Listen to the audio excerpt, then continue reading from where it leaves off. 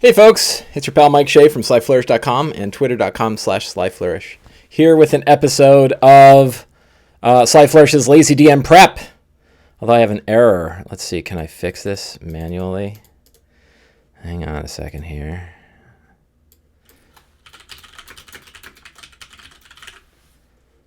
Does that work? Oh, look at that. Magic of the internet. Let's move that over. Today, we are preparing for my irregular Princes of the Apocalypse game. We were supposed to be doing this monthly, but I think the last time we actually had one was in September, so it's pretty irregular. We got three busy couples that get together, and it's challenging. But we are having a game today. As you can tell, I'm losing my voice a little bit, and I haven't even started, so that's going to be a little bit of trouble, I think. But I got lots of liquids.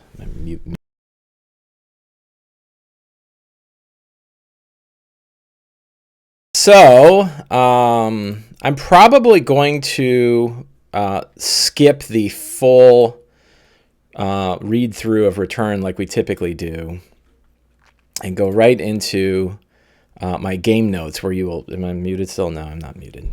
I have the chat open, by the way, so if you are jumping into chat, please say hello. We can chat about all kinds of things. And we will jump over to that. And I have to move the thing over again. And then I gotta remember to fix it tomorrow when I do Tomb. So we're going to go through the steps from Return of the Lazy Dungeon Master to help me prepare for this Tomb of Annihilation game. This one's tricky because it's literally been like more than 3 months since we played, so I barely remember anything that happened or anything about the characters. I'm running 2 other Tomb of Annihilation games, and it's hard to keep everything on top in our heads. One other thing I've been doing with this one is I've been leveling them every session. So I don't know what level they are now. I think they're 7th-ish level. But because it's a monthly game, leveling them, and they're all experienced players. I think all but one. So it's not too hard for them to level relatively quickly in comparison to actual game time. And they would also be like, it would take forever if I leveled them slower than that. So I kind of don't mind ripping through Tomb of Annihilation because we don't get as many sessions as I would like. So we start off with a review of the characters. This is the first step from Return of the Lazy Dungeon Master. I think it's a good first step just about all the time, unless you're running a game where you don't know who the characters are going to be. It's always worth kind of reviewing who the characters are. So we have Koo-rig, a dwarf cleric. He's a hill dwarf bounty hunter of fire, and his cousin Maxwell was kidnapped along with the Mirabarian delegation. He now has a magic warhammer that has lightning on it. We have Hasira, who is a fiery tiefling rogue. She toured with Ganthalgrom, the bard, and she once owned the dagger that became the spearhead for the spear of air. And I wrote down their magic items just to remember like who had what magic items, but I think they're all pretty well jacked up with magic items right now. Ganthalgrom is a Goliath bard who wants to destroy the evils of the earth and thinks fire is stupid. He's always clear about that. He has a friend who joined the Cult of Earth and a wand of magic missiles. I don't know who his friend is that joined the Cult of Earth, but that might be... we should put a little star there because that might be... Who the friend is could be a good drive in the game. We have Granite, a Earth Genasi fighter, member of the Dwarven Foreign Legion of Mirabar. They took him in. Normally, people don't like the genasi. He's an Earth genasi, and the Mirabarian dwarves liked him. So he happened to be here around the time that the Mirabarian delegation got kidnapped and grabbed up. We also have Celeste, who is a dwarven barbarian, another member, a Mirabarian dwarf, and is a nephew of Folgers, Uncle Folgers, and is a cousin of, also a cousin of Maxwell. I don't know if you see the names, these dwarven names. Those are not my choice. Players came up with those. I kept some of the notes. So last session, they were down in the elemental. They were down in the dungeon of. Let's see. Do they have a link to it? They were in the Temple of Crushing Wave. Down in here, and they got through the whole temple. They fought a telepathic octopus. They negotiated with a hag. They dealt with a dragon turtle, and then eventually made their way to fight Gar Shatterkeel, and they fought him and defeated him. So the first of the elemental avatars, the prime elemental guys, has been defeated. That would be Gar Shatterkeel. Now, kind of in the adventure, and certainly the way I run it, is that once there is an imbalance among the cults, the other three get more aggressive. So I think a strong start for this session is going to be that one of the elemental cults blows up a town. They use a... I forget what they have these names for the orbs. Let's take a look at the magic items. I think it's listed in here. Balloon pack. Devastation orb. So they use a devastation orb. And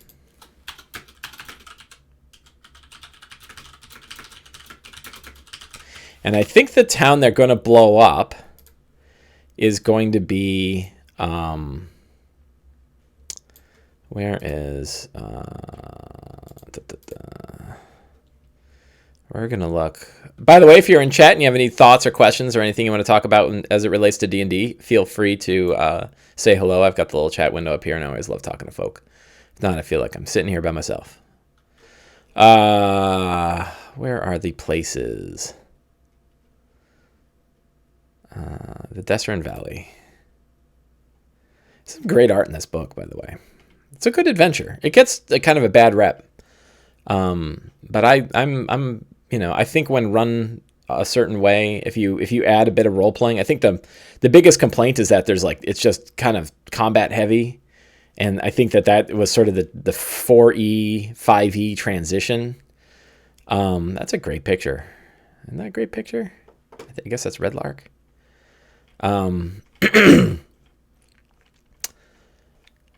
It's got a lot going on in it. Where's the valley map? Valley map. Yeah, so I think they blew up Ballard. Ballard? No. Sorry. They blew up Ironford or Wamford.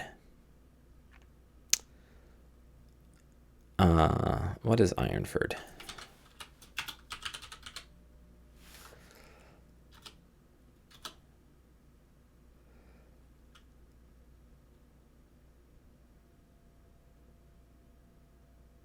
Yeah, okay, so Wamford is... Wamford gets blown up.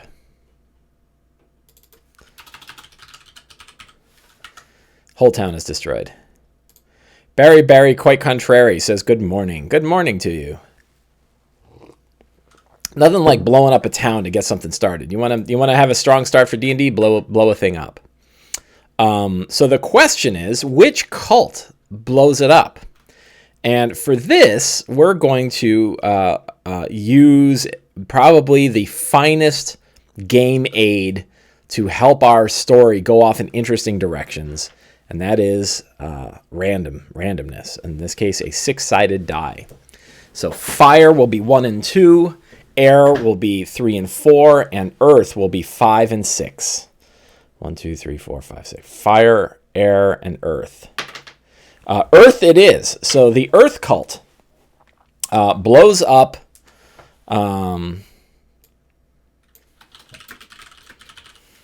which makes sense.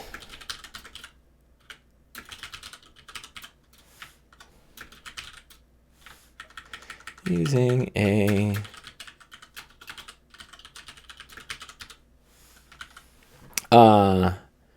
Kirklol says, I just bought the Lazy DM book today. Good. I hope you enjoy it. I hope it's useful. Magus1982 says, good morning from Denmark.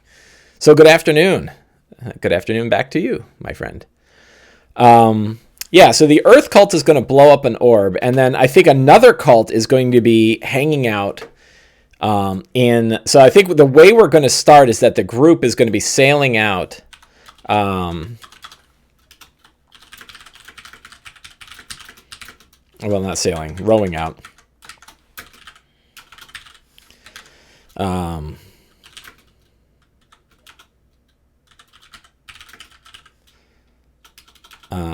Rolling out of the, whatever it is, the temple.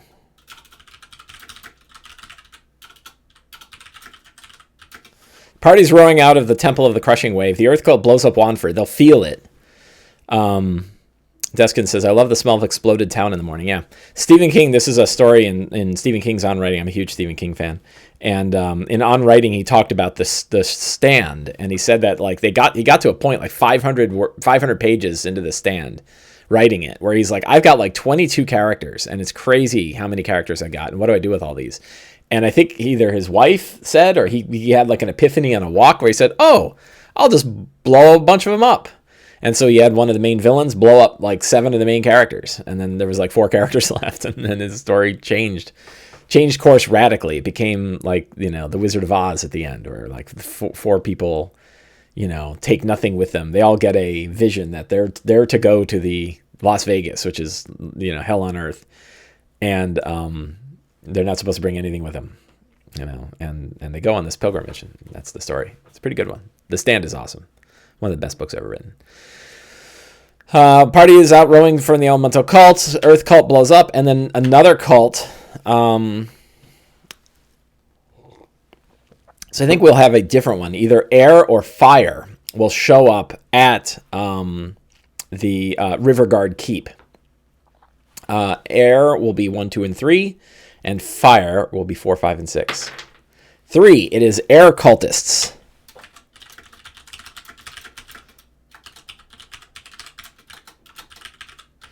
So now things are happening, right? We've got they're going to come out.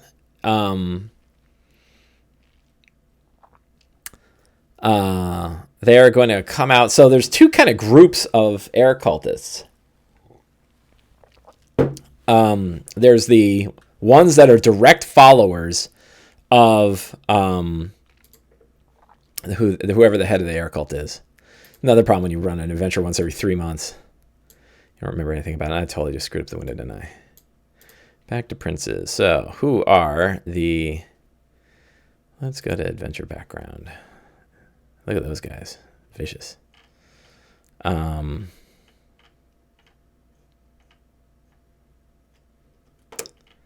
Prophet of Air.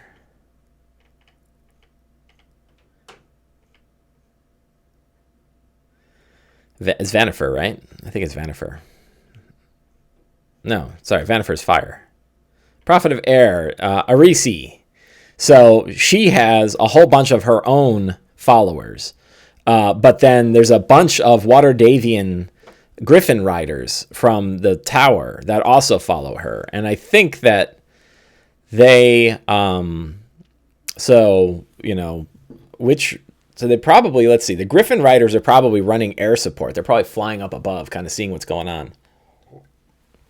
While a bunch of air cultists actually are, land on the keep itself.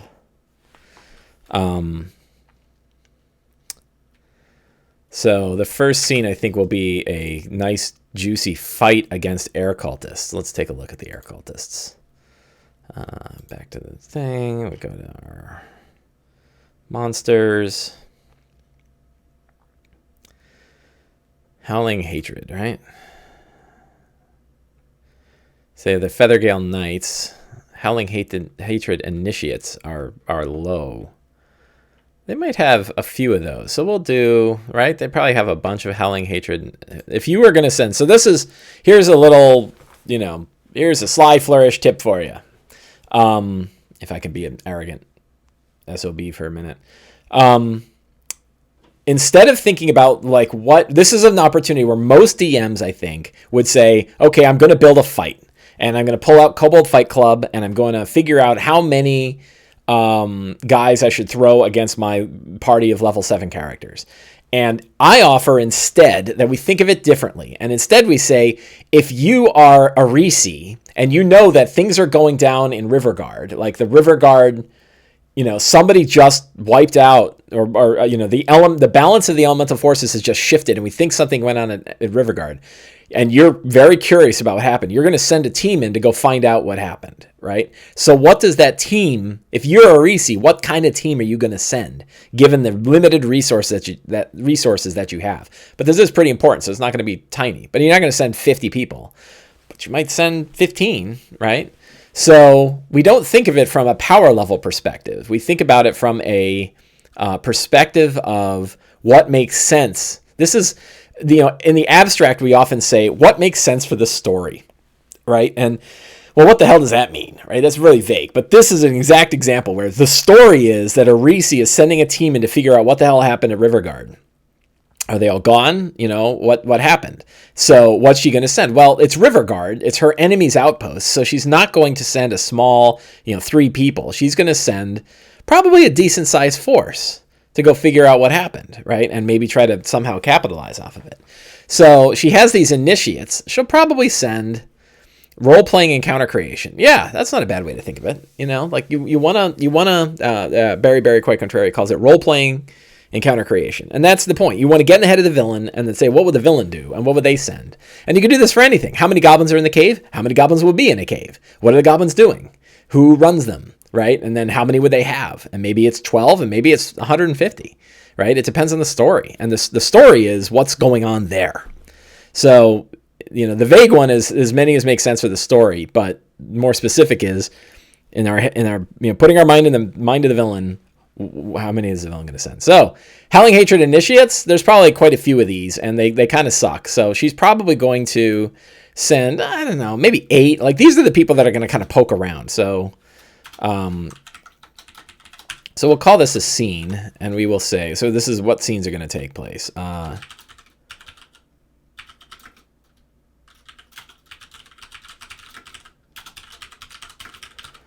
The air cultists are investigating Riverguard Keep. They have 8 Howling Hatred initiates. Do they have a priest? Maybe they have a priest. I'm not sure. If they had a priest to be a leader. A hurricane. Hurricanes are what?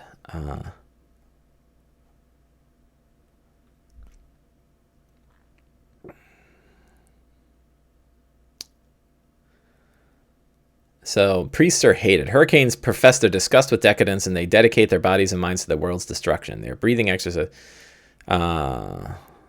cycling patterns of the hurricane. The physical world must be shattered. So you'd probably send in a couple of hurricanes, right?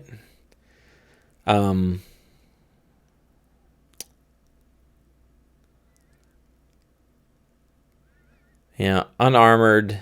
They speak Orin. For like destruction guys, I guess that Thunderwave is what they're going to be using a lot. I'll probably give them a lightning bolt. So I'm going to have a couple of hurricanes. How many would you send in? 2, 3? 3 hurricanes. Cheated a little bit there. I thought in my mind, like, well, they're CR2s. The challenge rating does matter. The challenge rating tells us how powerful they are. And then by virtue of how powerful they are is roughly how many there are in the world, right? That there's a power series of power. Like when you get to CR 18 and 20, there's not that many in the world. When you get to like CR an 8th, there's a lot of them in the world. Like any farmer can pick up a dagger and say they worship Yensiben, and now they're a Howling Hatred initiate, right? But hurricanes, they've been around a little while. They're veterans. So there's not that many of them, right? There's more, but you can think of them like in the world, there's probably, a 10th of the hurricanes than there are Howling Hatred initiates. That there's significantly fewer the more powerful you get. Skyweavers. They are chaotic evil humans. So okay. So maybe I'm going to replace the hurricanes with skyweavers. Skyweavers brim with hatred and make perfect vessels, wildly described. Blah, blah, blah. In contrast to the hurricane counterparts in the air called skyweavers, embrace the worship of Elman for a quick path to power. So I kind of like skyweavers. So I think we're going to replace the hurricanes with skyweavers. Although the hurricanes are melee attackers, right? Like they've got... oh, they're like monks. Look at these guys. I think the hurricanes are like monks. They fight unarmed. Are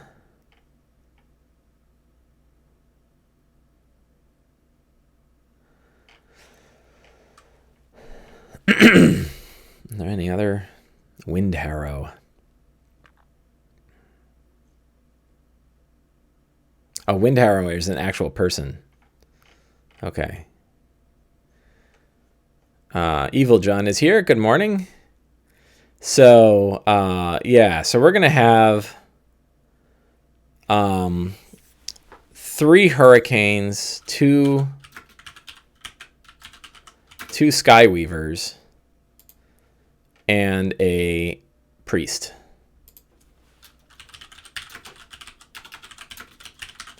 So one interesting thing, and this is again, like you can pay attention to the stat block, but like blah, blah, blah, blah, blah.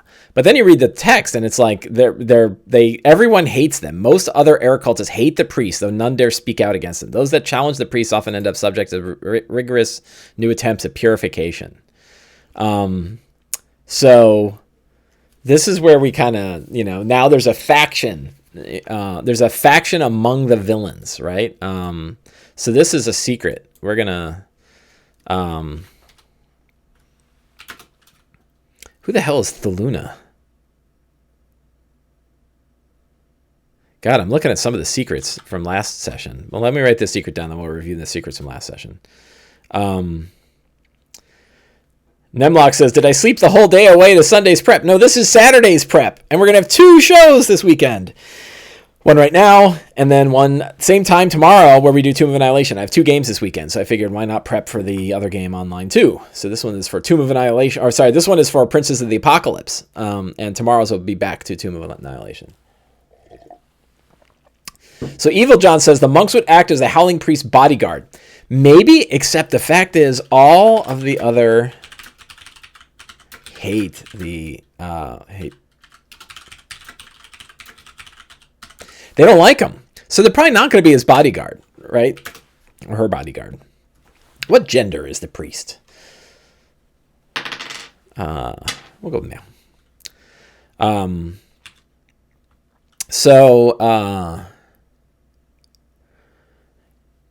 Yeah, so they're not necessarily fans of each other. The priests are too, probably preachy, right? And they're, they are the enforcers, and they are there to serve the will of Arisi, but they might not care about each other very much. So there's a lot of little faction-y bits that you can tweak. The Howling Hatred Initiates are relatively new to the cult, so they can be shaken out of being a cultist, right? They might just say, look, I did this because I was broke, right? I'm actually from one of the local villages here.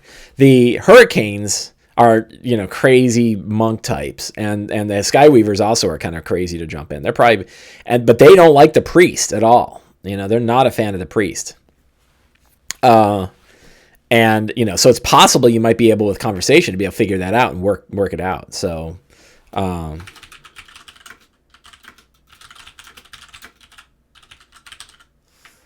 what do they call that? Disillusioned.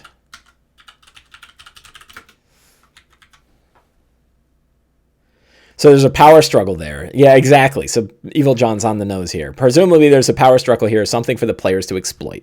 That's exactly right. We don't think about that way exactly at this point, but the reality is we want to put factions in among our villains so that the characters have something to screw with that isn't just stab him in the face. So that works. So those are a couple of secrets. So now we've got, and basically they're in the Riverguard Keep, and they're poking around, and the characters can just try to escape, or they can try to figure out what the hell the Howling Hatred guys are doing here. You know, like they're trying to figure it out. So now I'm going to take a look through. Oh, Thaluna, I think, is the hag. So I think Thaluna's dead. Or I don't know if they ever actually ran into Thaluna. So maybe Thaluna is still around.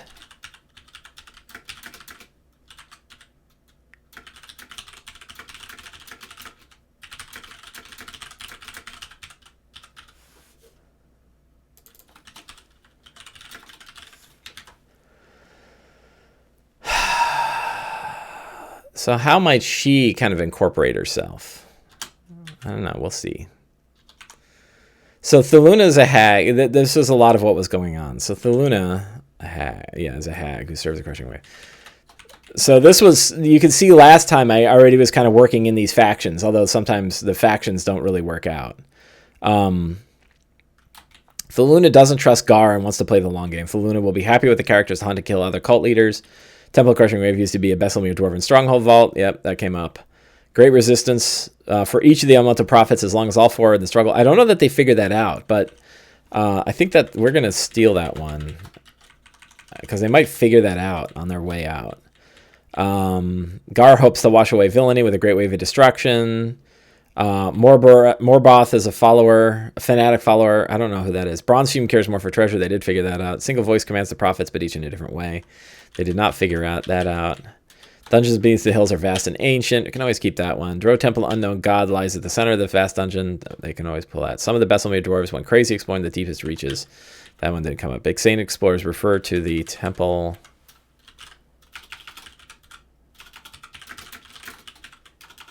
The Temple of the Eye.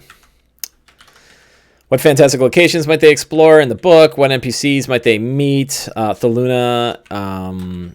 We're going to put in a priest. I need a random name. Let's go to Sly Flourish's random name generator. Names. Bang. So this is the name of the Zell. I like that. The priest. Zell is a cool name. And he is an heir. We'll use Howler. That's a good one. Zell Howler. Something Howler. Mountain Howler. Fire Howler. No.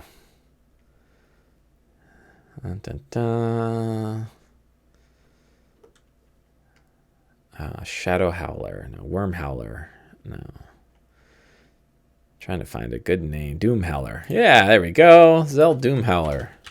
If you were a priest of, an air cult, you'd give yourself the name Doom Howler.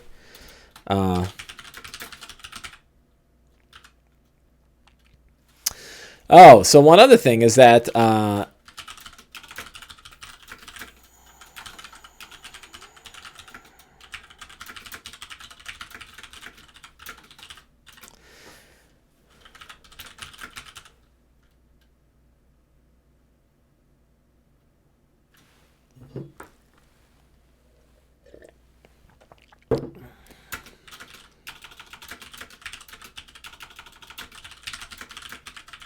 so we have another faction in here. The Waterdavian Cloud Howler might be a little on the nose.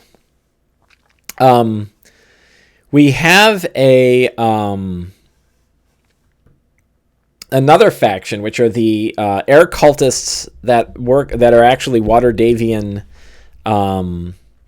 Griffin riders out of Feathergale Spire. So they all report to the head of Feathergale Spire, and he reports to Arisi, but there's sort of a separate faction. So even among the air cultists, there's like 3 factions. There's Arisi and the people that work directly for her, and Arisi's priests that everyone hates, and then Arisi also works with the Waterdavian guy who runs Feathergale Spire, and then he talks to all his guys, and they don't even necessarily know that they're some of them might get recruited in, but many of them just believe that they are serving the Waterdavian artillery. So they might have gotten a report that said, go see what's going on at Rivergale. Do not engage. Watch what happens there and then come and report back. But then they might land when they see the party again. And so there could be that option. And I think an interesting character for them to deal with would be the woman who's in charge of that group. So let's go back to here. And we're going to go to Feathergale Spire. I'll give you a tip if you're writing an adventure, which is highlight the NPC names. You know, on top of, like here, they clearly highlight monsters. But names, man, are hard to remember, and you got to go search for it. Figure out, like, who the hell? Savra Bellabantra, right? So there's an NPC that matters. She is a...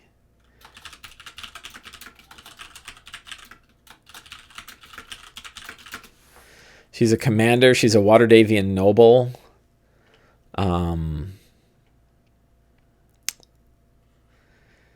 And there is another... Who is her boss? Is that Maroska? Yeah. Thurl Merloska.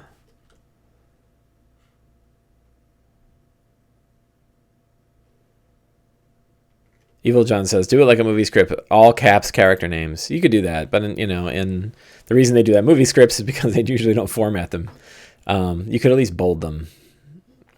So, if I do another book of adventures, I will be bolding character names.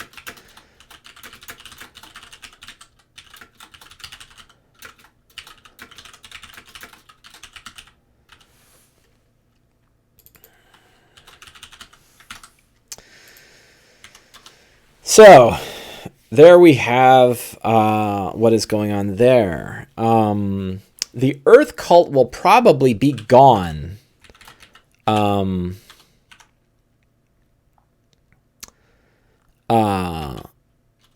Earth cult will probably be gone by the time they get to Womford, on the assumption they go sail back to Womford.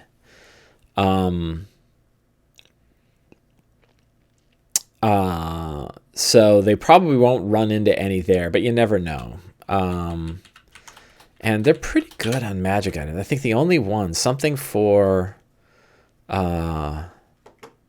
eventually, something for Celeste. I don't think Celeste has it. She's a dwarf barbarian.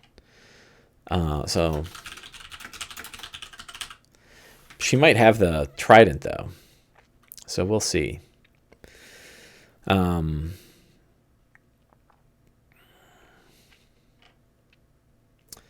How many secrets do we have there? 1, 2, 3, 4, 5, 6, 7, 8. No.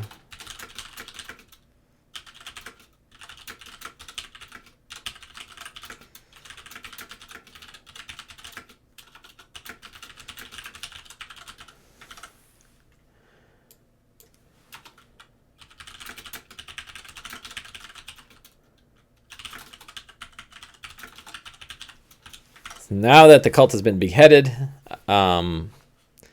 Sea Hag.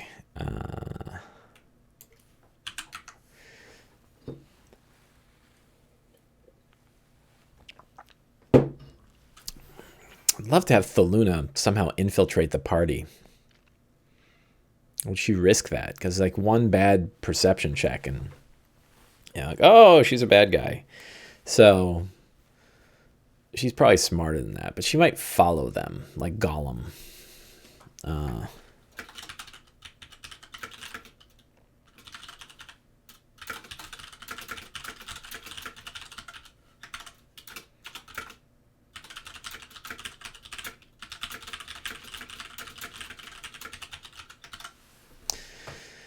So she might offer, they might recognize like that she's a sea hag. So she might try to infiltrate the party, pretend to be a captured slave. And then if they discover her, she will reveal herself.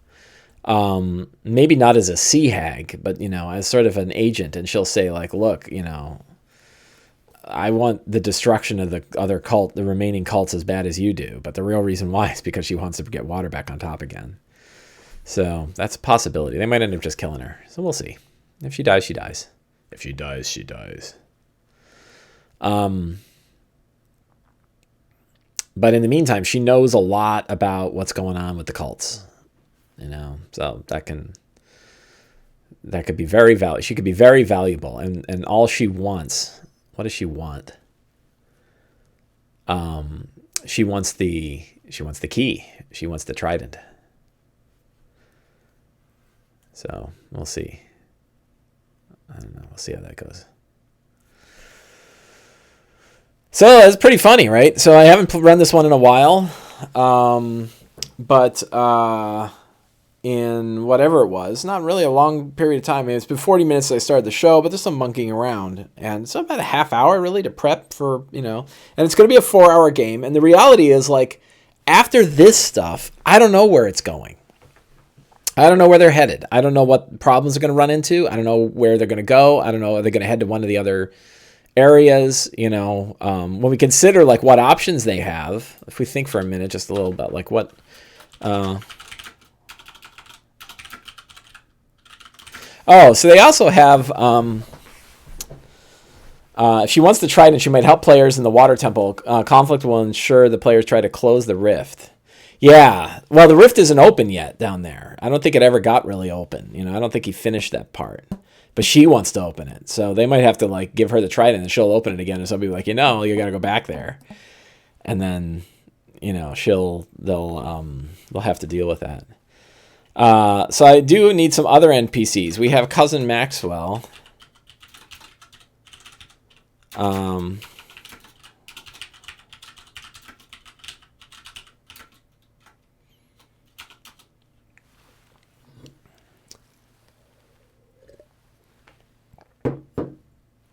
There's also a big pile of books, right?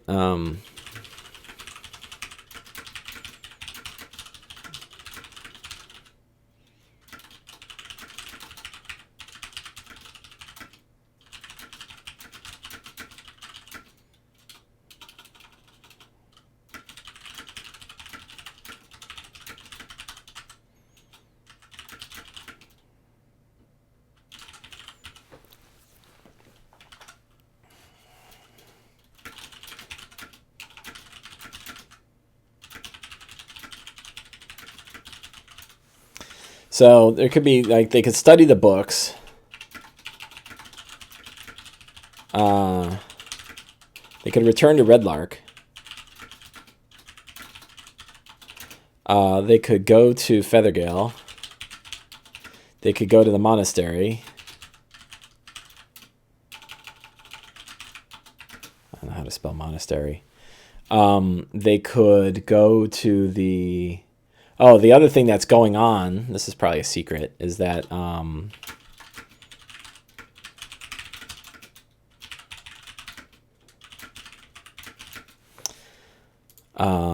this is another god. Scarlet Moon Hall.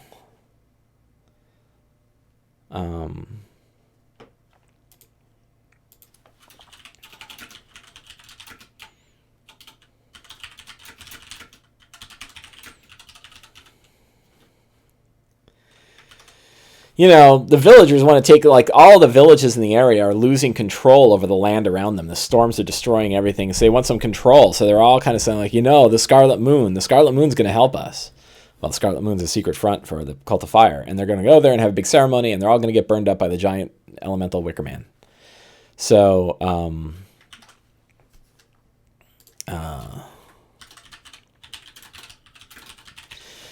they have lots of different directions they can go.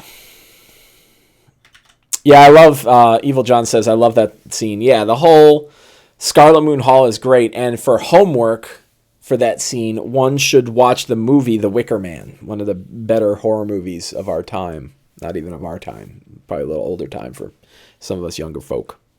But it's got all sorts of, like, fun little tidbits and modeling.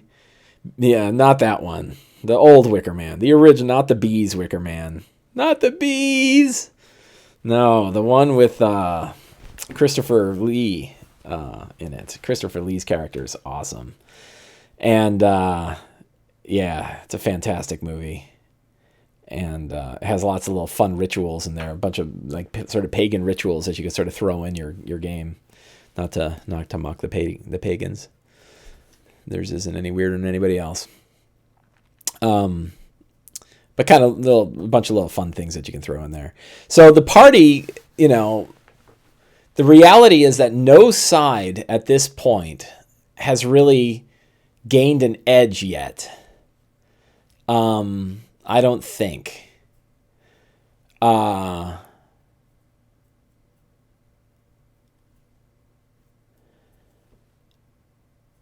I'm trying to think about, like, well, so where's this going to go? And I particularly, like, since we play infrequently, we would like to come to some kind of conclusion. But I guess I don't mind that it'll take, you know, like probably a couple of sessions or so per cult. You know, I don't know. I don't know how we're, you know, I don't think at this point I'm going to worry too much about how to tighten things up. But it could be that one cult sort of kills another while this group goes after another. So let's say they decide that they're going to go after, I'll choose randomly again. Air is 1, earth is 2, fire is 3. They're going to go after earth. Then while they're going after earth, we then roll another die to say, okay, that means air and fire are fighting each other. Which one of those wins? Air wins on a 1, 2, or 3. Fire wins on a 4, 5, or 6. Fire wins. We're not going to necessarily do that. But that could mean that if the characters go after earth, then fire destroys air. And then all they have left after earth is fire, because air is already gone and fire is going to erupt. You know, that would be, and you know, I mean, that could be like, hey, all the villagers did get sacrificed. You know, we just lost 1,000 villagers were burned to death when the giant elemental was summoned. You know, maybe one of that new Mordenkainen, you know, let's go for the Morden.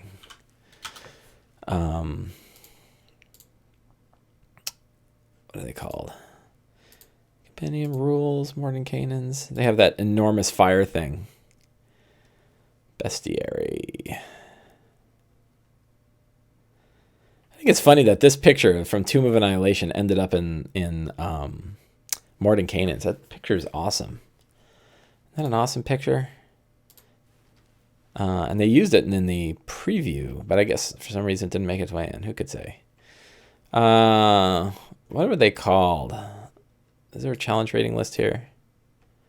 No. Oh, somebody remind me. Elemental.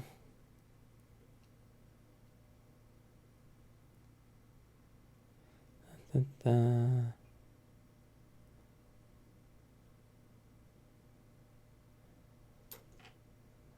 at that. That's sweet. There's a fantastic location. Drow, Duergar. Elder Elementals. That's what I'm looking for. There we go. Leviathan. Phoenix. So they summon a phoenix. Right? They burn all the villagers, and in their sacrifice, the phoenix rises. And the phoenix makes a beak attack, which is 13 to hit, 15 fire damage. If the creature is a flammable, it ignites. 15 fire damage is not a lot of fire damage. I swear these guys are underpowered. I guess even though it can do 4 attacks around because of legendaries, I'm still going to jack that up to like 30 fire damage. I think these dudes do way fewer. When a phoenix dies, it explodes. Fire form. If a creature attacks a melee attack, they take 5 damage. And it can fly into people. And it does flyby attacks. That's pretty vicious. Yeah, it's pretty hard. I don't know if it's a CR 16, CR 12, CR 10-ish. Just for my eyeball.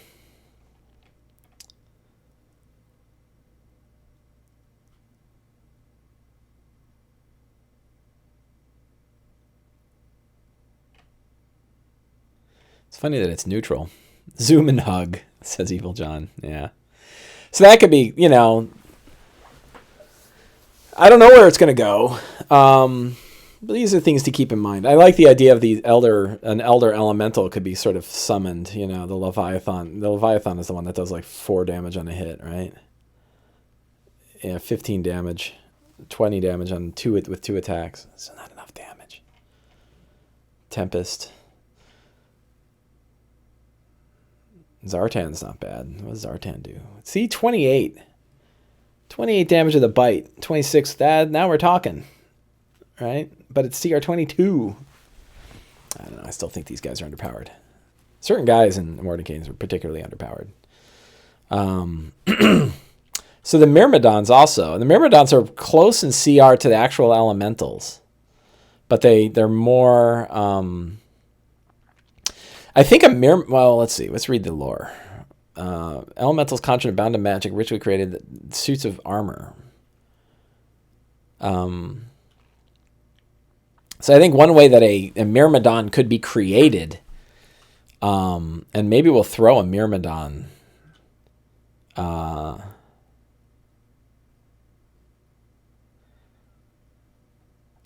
think we're going to put a Myrmidon in here.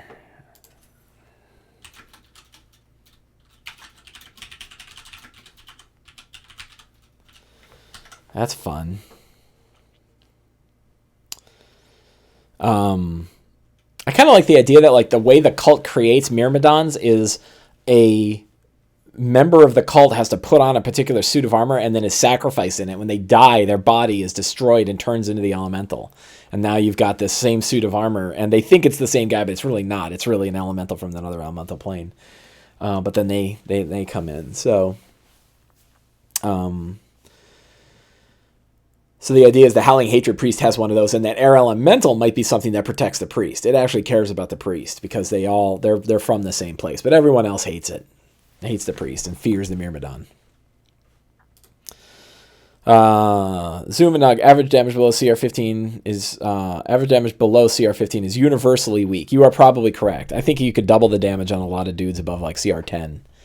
And they would play out nicer. And as I am a big proponent of playing with damage, playing with hit points and playing with damage. Some people really don't like it. They think it's either playing with hit points can lead to boring fights, but sometimes things die really fast otherwise. So to know that you can tweak hit points. And then damage, I'll tell you a huge advantage of using static damage. I was sad. No, yeah, I don't know. Sad to see. The world is the way it is, however I feel about it. Most people, like 9 out of 10 DMs, you still roll for monster damage.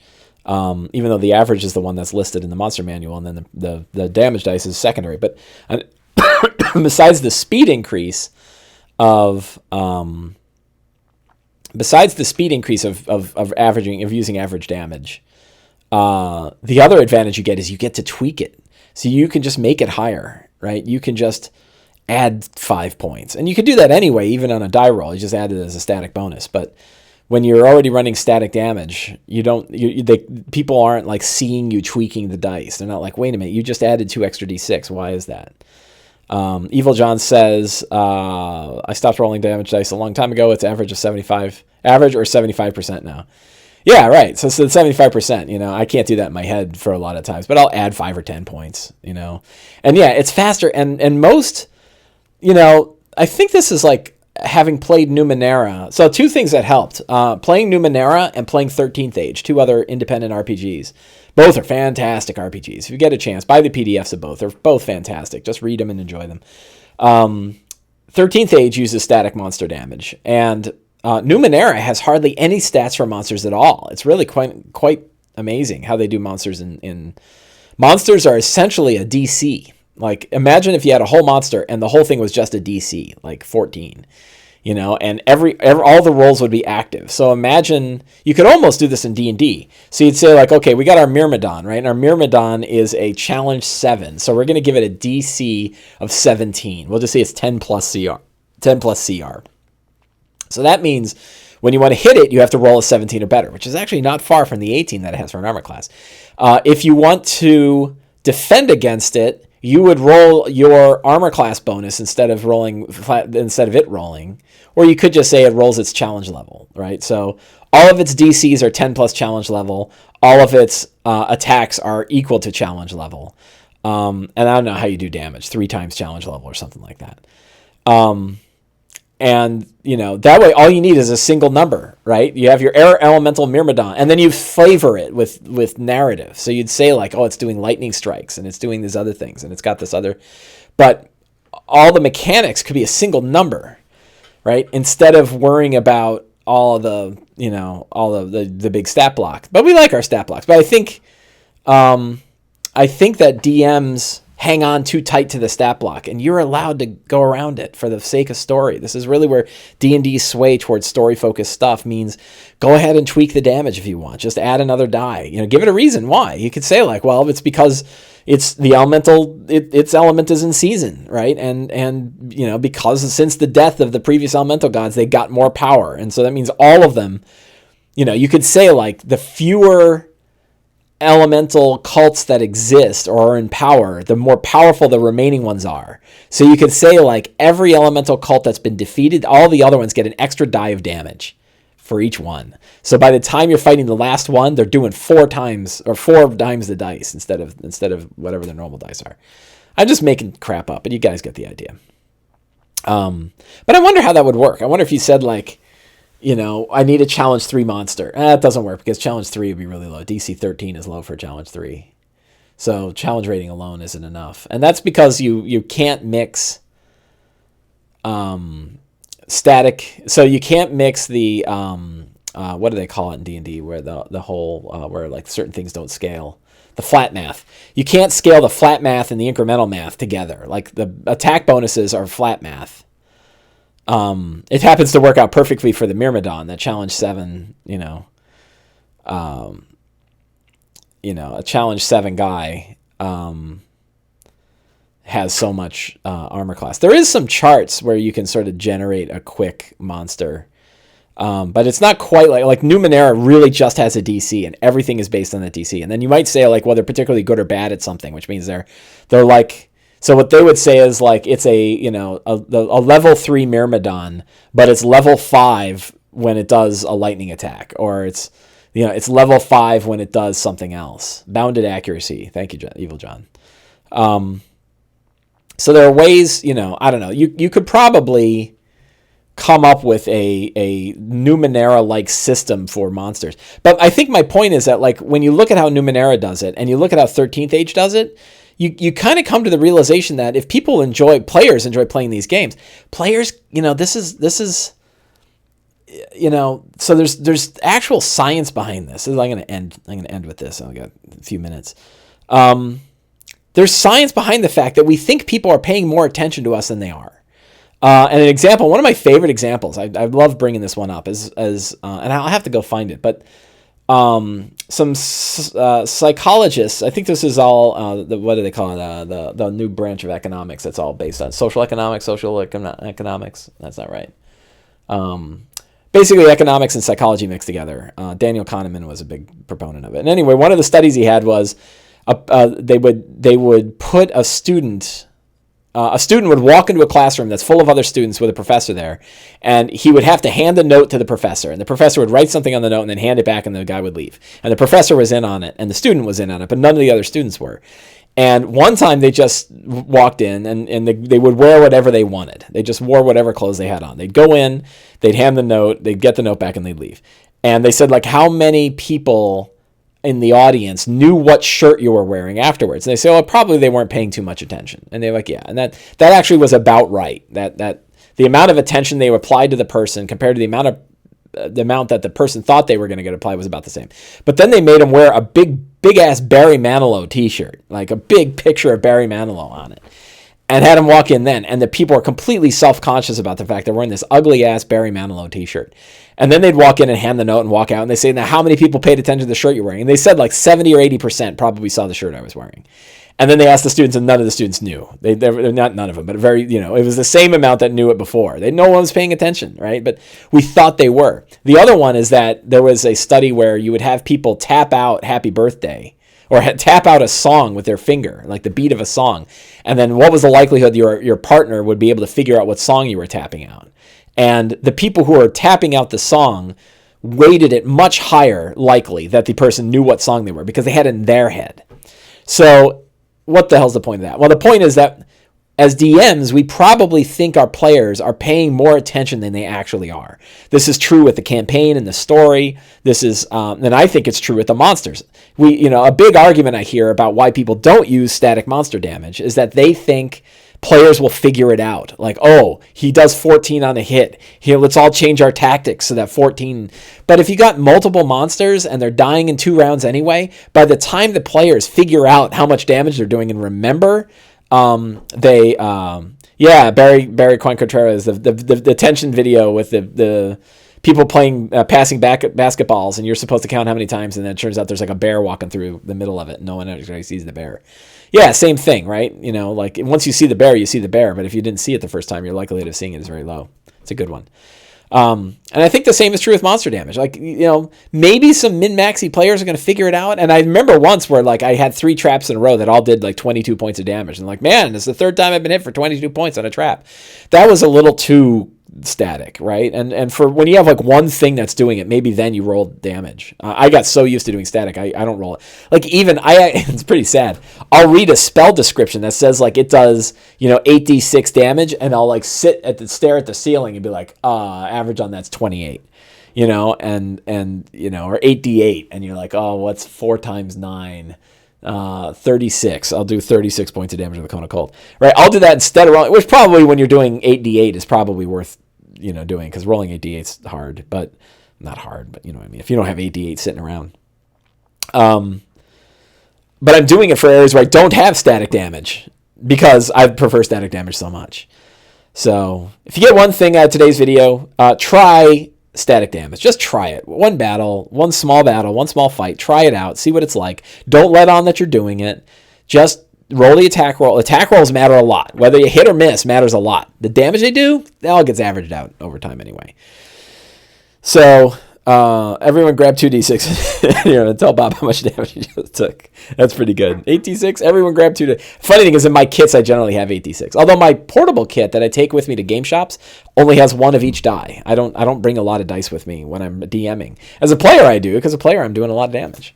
And you know, I roll that. But I really think that D&D could get away with not rolling damage, and it'd be fun and fast and interesting. And you know, again, 13th age, you roll damage for characters.